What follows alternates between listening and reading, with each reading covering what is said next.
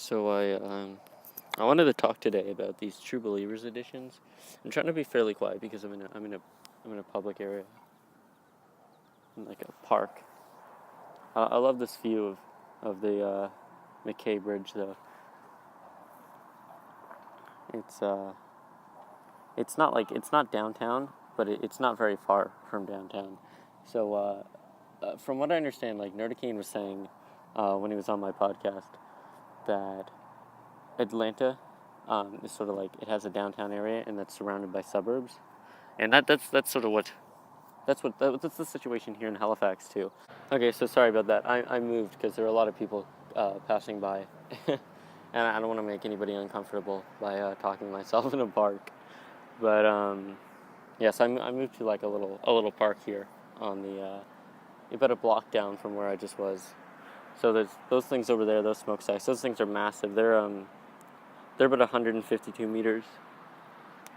Anyway, so I'm here on a park bench now, and there's a highway right there, so you could probably hear a lot of noise, a lot of traffic. Like you can see, there's a billboard, like right through those trees. That's where the highway is. But anyway, I wanted to talk about these True Believers editions. So I've got about 25 of these, and they're really good. I've been getting them since they've come out, whenever I had the chance. But I'm not. I mean, my comic book shop closed down like a year and a half ago. My local one. So when I'm in Halifax, I always go around and pick up as many of these as possible. But I haven't read this one. This is the first issue of John Byrne's Fantastic Four.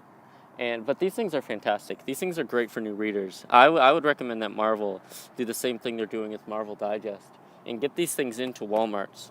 Get these things at checkout counters. Get these things in the magazine aisles, because these things are terrific. If I was a new reader to Marvel Comics, this is very likely where I would start, because they're $1. They're classic stories. Look at these art. Look at this art. The art really comes out in these higher quality paper stock pages here. Like, look at that.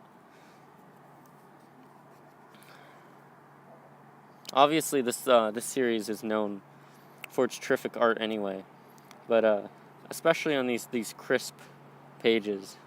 I mean, this is a bit odd, but look at that.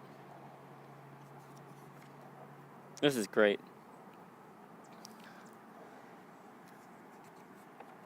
So I think it's important that we have stuff like this in comic books, because I asked Diversity in Comics what he thought about like another comic crash, and he was saying that he thinks we're already in another comic crash, and I would tend to agree with that, because I mean, simply put, Marvel comic sales are lower than they've ever been, and there's just not the same availability for comics that there was in the 60s, 70s, 80s. And because most comics, like, let's face it, single issues are only really sold in specialty comic book shops. And that's obviously a problem, because new prospective readers don't really walk into a comic book store. Like, if you talk to most people who are in the comics, who have been into comics for a while, you ask them, like, how they got into comics. They don't say they walked into a comic book store. That's not really something you do if you're a normal citizen, generally. I think people get into comics because they're available. Like, that's what used to happen. I got like some metal shards stuck in my fingers and my hand and stuff, because I grabbed like a suspension wire, and I guess it was freshly cut, so there's shavings and stuff on it still, and so I was kind of scared about the toxicity of that, but I think I'm good. I wash my hands pretty thoroughly, and I use a magnet to pluck them out. A pretty high powered magnet. So I think cleaned up the majority of the mess.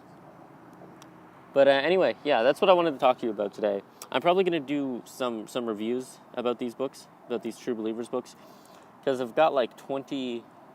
I've got about 20 here in Halifax, and I've got like maybe 5 to 7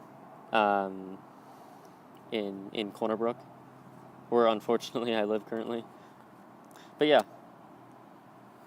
go check these out. Go share them with your friends. If you've got a friend who's in the comics, you've got like a nephew, or something like that, a niece or nephew, and they're in the comics, or they want to be in the comics, or even if they're not, even if they just watch the movies and they like superheroes, go pick them up these, because they're they cost like the same amount of change that would fall out of your pocket and you and have you not notice. Like you wouldn't miss $1, and that's what these are. They're just like, look at that. I mean, this is U.S. price. They're the same in Canada as well, though. I didn't pay more than $1 each for them. I paid 15 cents tax, but other than that, it's $1 even. So yeah, I would. I'm a big proponent of trying to like spread these around. Anyway, I'll talk to you guys later. Listen to my podcast. Subscribe to my channel. Go subscribe to Nerdicane. He's really good. He makes similar videos to me. But yeah, I'll talk to you guys later.